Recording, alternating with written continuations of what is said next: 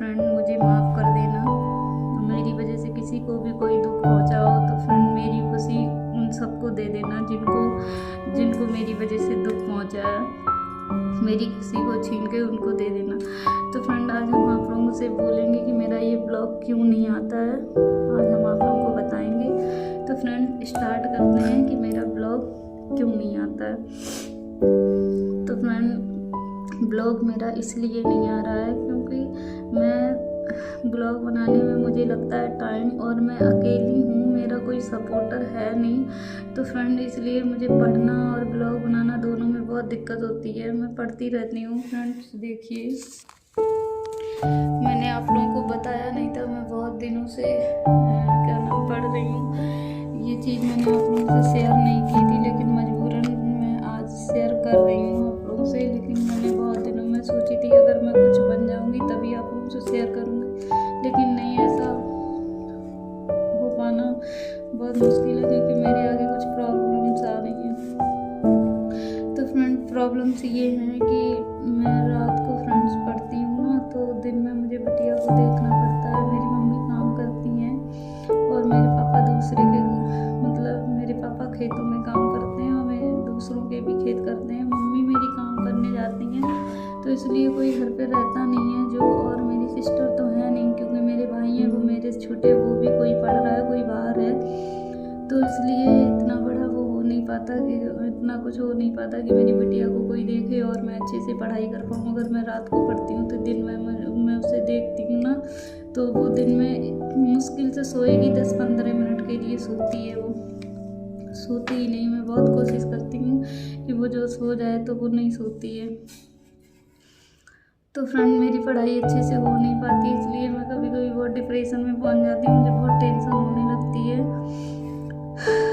तो कभी कभी पढ़ाई नहीं अच्छे से हो पाती तो हम अपने मम्मी पापा से चिड़चिड़ाने लगते हैं, किसी से भी, अपने हस्बैंड के ऊपर भी गुस्सा करने लगते हैं, अपनी बिटिया को भी उल्टा सीधा बोलने लगते हैं कि इसकी वजह से मेरी ज़िंदगी बर्बाद हो गई या कुछ भी। तो फ्रेंड्स ऐसा नहीं है, उसकी वजह से नहीं हुई, लेकिन गलती क्या करें, कुछ परिस्थितियाँ होती हैं ना। तो चलो वो तो अब आ गई है, उससे पहले भी मेरे साथ ये सारी ज़िंदगी मेरे साथ कुछ ना कुछ प्रॉब्लम रही है। तो फ्रेंड बचपन में मेरी पढ़ाई बहुत अच्छी थी, मैं सरकारी स्कूल से पढ़ी हूँ, जो गांव में स्कूल रहते हैं ना, मैं उन्हीं से पढ़ाई की है मैंने 5th तक। तो फ्रेंड मैं जहाँ भी मैं 8th तक मैं जहाँ भी पढ़ी हूँ वहाँ पे मेरा 1st और 2nd ही रैंक आता था। मैं अपने क्लास में 1st, 2nd, 3rd, 1st, 2nd, 3rd बस यही 3 पोजीशन पे रहते थे। तो फ्रेंड उसके बाद में घर की स्थिति इतनी ख़राब हो गई, मेरी पढ़ाई हो पाना बहुत मुश्किल था, क्योंकि जो बच्चा 3 बजे रात को उठ के कार चौक करेगा और रात को 12 बजे तक कार चौक करेगा, 11 बजे तक कार चौक करेगा, जो लहंगे की कढ़ाई होती है, फिर वो सुबह स्कूल कैसे जा पाएगा। सुबह 8 बजे तक काम स्कूलिंग का टाइम होता था, तो मम्मी मना कर देती थी कि नहीं स्कूल नहीं जाना है, ये उतरवा दो, वो लेने आएगा लहंगे वाला। या फिर शेरवानी की कढ़ाई होती थी, शेरवानी का काम करते थे मैं। तो फ्रेंड नहीं हो पाती थी पढ़ाई मेरी, और मेरा घर कच्चा था। तो फ्रेंड समझो रात में एक बार हम लोग सर्दियों में सो रहे थे और कुतिया आके ऊपर से मूत गई तो हंसी भी आती है और रोना भी आता है। वो ऊपर से मूत गई, सब लोग ऊपर, उसका पेशाब हम लोग के ऊपर आ गया। रजाई लाइट चली गई थी इसलिए दिखना बंद हो गया था कैमरे को। तो फ्रेंड ऐसे ऐसे तो मेरी लाइफ बीती है। बचपन में खाने के लिए कुछ नहीं होता था ना, मेरी दादी ने अलग कर दिया था, मेरे पापा बाहर रहते थे और उनकी सैलरी भी इतनी अच्छी नहीं थी, उनको घर भी बनवाना था। तो घर बनवाने की वजह से फ्रेंड्स हम लोगों ने, जो आलू होता है ना, मेरा भाई बड़ा वाला दूसरे के आलू खुद देते थे, उसके खेत से आलू बीन के ले आता था। तो फ्रेंड्स वो आलू खा के टाइम काटा है। एक बुआ है, वो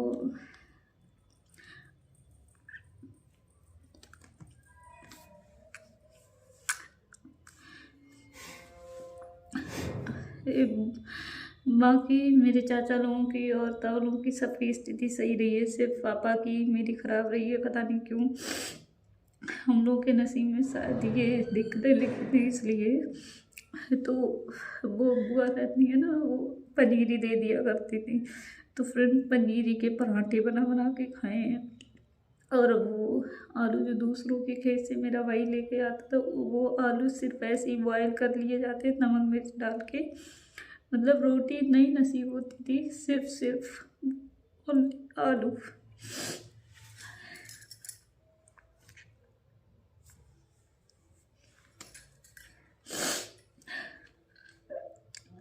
धीरे धीरे वो मैंने गांव से ही पढ़ाई की है, अपने घर के बगल में मेरा स्कूल है वहाँ मैं। लेकिन एक चीज़ बहुत अच्छी हुई है मेरे साथ, मैं पढ़ने में अच्छी थी तो हमेशा मैं टीचर की बहुत लाडली रही हूँ। मैं जहाँ भी पढ़ी हूँ सभी टीचरों ने, चाहे जहाँ भी पढ़ी हूँ हर जगह टीचरों ने मेरा बहुत सपोर्ट किया है। और मतलब यहाँ तक कि टीचरों ने मेरी फीस भी पे की है।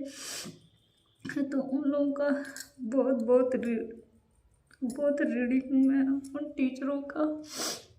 तो ऐसे ऐसे धीरे धीरे मेरी 12th हुई, और मैं जब कार चौक करती थी तो मुझे टाइम नहीं मिलता था पढ़ने के लिए। तो मेरी हम पूरी पढ़ाई सरकारी स्कूल में ही हुई है, गवर्नमेंट कॉलेज में। तो फ्रेंड मैंने सुबह सुबह तो पढ़ने जा नहीं पाती थी, तो मैं लंच के बाद यूनिफॉर्म पहन के, मतलब जो इम्पोर्टेंट पीरियड होते थे जैसे फिजिक्स का और केमिस्ट्री का, बायो मैं खुद से पढ़ लेती थी, मेरी बायो अच्छी थी। फिजिक्स केमिस्ट्री मेरी थोड़ी कमज़ोर थी, तो मैं इसलिए उनका पीरियड लेने जाती थी। वही 2 पीरियड ही लेके मैं घर आ जाती थी, और फिर मैं कार चुप करने लगती थी। तो फ्रेंड ऐसे मेरी 12th हुई है। तो उसके बावजूद भी मैं बायो में नंबर कभी भी क्लास में नहीं पढ़ा। उसके बाद सही है, एक और सर थे वो भी पढ़ा देते थे हम लोगों को बायो। तो फ्रेंड मुझे टीचरों ने बहुत सपोर्ट किया है, तो उन लोगों का मैं, उन टीचरों की मैं बहुत बहुत ऋणी हूँ, बहुत ज़्यादा। शायद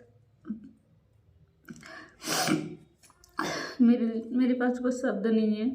तो फ्रेंड हमेशा मेरे साथ ऐसा ही हुआ, मुझे टीचरों ने बहुत हेल्प की है। तो फ्रेंड मैंने ब्लॉग इसलिए नहीं बनाती हूँ, मैं सोचती हूँ मुझे पढ़ाई करना ज़्यादा ज़रूरी है। कहीं आप लोगों ने ना मुझे सपोर्ट किया तो मैं इस पढ़ाई से भी बैठ जाऊँगी, और इससे भी। तो मैं इसलिए पढ़ाई पे ध्यान देती हूँ। और मेरी मम्मी, वैसे तो मैं लैब टेक्नीशियन हूँ, मैंने वो भी पढ़ाई खुद से ही की है। तो फ्रेंड लैब टेक्नीशियन हूँ, लेकिन काम कर सकती हूँ, मेरी स्थिति सही हो जाएगी। लेकिन वो काम कर सकती हूँ, लेकिन बिटिया इतनी छोटी है, उसको छोड़ के काम करना इतना आसान नहीं है। मैं उसको छोड़ने की कोशिश करती हूँ तो उसको फीवर आ जाता है। तो मैं इसलिए, और मैं छोड़ेंगे भी किसके ऊपर। मम्मी मेरी वो भी काम करने जाती है, पापा खेतों में काम करते हैं, भाई वो भी पढ़ता है। तो मैं ये नहीं सोचती हूँ मैं अपने सास ससुर के ससुराल में किसी पे नहीं ये मतलब हक जमा सकती हूँ कि हाँ मेरे बच्चे को देखो और मुझे ये करना है, नहीं। ना ही मैं मायके में। तो ये सब ये प्रॉब्लम है हमारी लाइफ में। तो मैं ये सोचती हूँ हम बिटिया को भी देखते रहेंगे और पढ़ाई भी कर लेंगे, लेकिन दोनों को देखना और करना बहुत मुश्किल हो रहा है। तो मैं इसलिए कहती हूँ फ्रेंड्स, अगर आप लोग मेरा सपोर्ट करेंगे तो शायद मैं अपनी मम्मी का काम बंद करा देंगे, और मैं पढ़ना चाहती हूँ, मैं एक बार उभरना चाहती हूँ। तो फ्रेंड मेरी माँ ने एक बार बोला कि मेरी मर्जी है कि तुम कुछ अच्छा कर दिखाओ। तो फ्रेंड वो मैं आप लोगों को बता नहीं सकते मेरी माँ ने किस चीज़ का सपना सजाया और क्या बोला है, वो मैं आप लोगों को अभी नहीं बताऊंगी। अगर मैं कर ना पाई तो शायद ही वो मैं मुझसे बोलना नहीं चाहती हूँ। तो फ्रेंड उनकी भी मजबूरी है, मैं उनसे ये नहीं कह सकती तुम काम छोड़ दो और मेरे बच्चे को देखो, मुझे पढ़ना है। अरे और भी मेरे छोटे भाई बहन हैं, उनको भी तो उन्हें देखना है ना। तो इसलिए फ्रेंड्स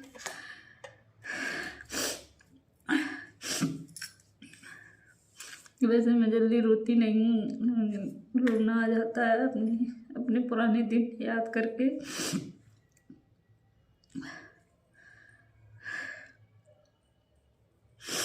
और मुझसे लोग बोलते थे ये पढ़ नहीं पाएगी, देखना इसकी मम्मी मतलब ये पढ़ नहीं पाएगी, इसकी स्थिति इतनी ख़राब है, ये काम ही करती रहती, कैसे पढ़ पाएगी। और फ्रेंड मैं बाहर, जब मैंने मेरी फ्रेंड बाहर पढ़ने गई तो उसके घर पे सभी लोग जॉब करते थे, तो उसका तो अच्छे से एडमिशन हो गया, उसकी पढ़ाई सही चल रही थी, उसके घर पे फाइनेंशियल प्रॉब्लम नहीं थी, मतलब सब ठीक ठाक था। तो उसका तो एडमिशन हो गया, तो उसने मुझसे बोला कि तुम घर पे ना रहो, तुम कुछ भी करो, तुम मजदूरी कर लेना, तुम कुछ भी बच्चों को ट्यूशन पढ़ाना, तुम काम करना जाके। तो फ्रेंड मुझे शादी से वो सॉरी 12th से पहले ही मैं हॉस्पिटल में भी जॉब करने लगी थी, तो मुझे हॉस्पिटल का सारा काम आता था। मैंने क्या नाम काम 1 साल में मैंने सारा काम सीख लिया। तो मैं कानपुर गई, तो मैं पढ़ने के लिए मैं फिर हॉस्पिटल में काम करने लगी थी। मुझे पैसे भी थोड़ा बहुत अच्छे खासे मिलने लगे थे। तब के टाइम पे 7-8 हज़ार रुपये बहुत होते थे, मेरे लिए तो बहुत था।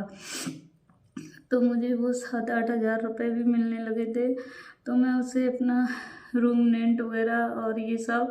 तो फ्रेंड जब मुझे वो रुपए मिलते थे और मेरे फ्रेंड सभी लोग पढ़ते थे, तो जिन लोगों को भी अगर प्रॉब्लम होती थी ना पैसों की, तो मैं तुरंत निकाल के दे देती थी कि चलो कोई नहीं, किसी ना किसी का तो काम चलेगा ही। लेकिन जब तक मुझे जॉब नहीं मिली कानपुर, मुझे बहुत दिक्कत हुई। तो मेरी एक फ्रेंड थी ईशू, साक्षी बुआ, और उसकी बुआ थी, तो मैं भी बुआ करने, उसके साथ भट्टा अट्टा ये सब चलता था, वो लोग भी बहुत अच्छे थे। तो फ्रेंड उन लोगों ने मुझे हॉस्पिटल डलवाने, काम ढूंढवाने के लिए अपना सारा किराया के जो पैसे ऐसे होते तो वही लोग दिया करती थी। तो फ्रेंड अगर वो कभी मेरा ब्लॉग देखेगी, पता नहीं मेरी अब उससे बात नहीं होती, सुना मैं उसका, वो भी बहुत अच्छी थी। मैं उससे भी मेरा धन्यवाद है कि मेरी लाइफ को उसने मेरे से, जब वो कानपुर छोड़ के गई तो मैं रोने लगी, तो उसने भी मुझसे ये बोला था कि दोस्त तुम किसी दिन कुछ कर लोगी, शायद मेरे पास सब कुछ है, मैं ना कर पाऊँ, और तुम तब तक यहाँ से जाना नहीं जब तक कुछ बन नहीं जाना। मैंने कहा ठीक है। वो जब उसने कानपुर छोड़ा तो उसकी शायद तबीयत नहीं सही रहती थी, इसलिए उसने कानपुर छोड़ा। उसने भी मेरी बहुत मदद की। एक और फ्रेंड्स, एक बार ऐसे ही मैं स्टार्टिंग में मैं पढ़ती रहती थी, मैं जहाँ हॉस्टल में रहती थी, तो मेरा सामने ही रूम था। मैं हमेशा, वो अंकल आते थे, जब भी मुझे देखते थे कि मैं पढ़ रही हूँ, तो वो अंकल आते थे, एक लोग अंकल, तो उनके 2 बेटे थे, उन्होंने देखा, उन्होंने ये सोचा था कि क्या नाम, वो भी राजपूत थे, उन्होंने सोचा कि ये लड़की मतलब हमेशा मैं जब भी आता हूँ तो पढ़ती मिलती है, कहीं घूमने नहीं आती। तो फ्रेंड मेरे पास पैसा ही नहीं होता था जो मैं घूमने जाऊँ।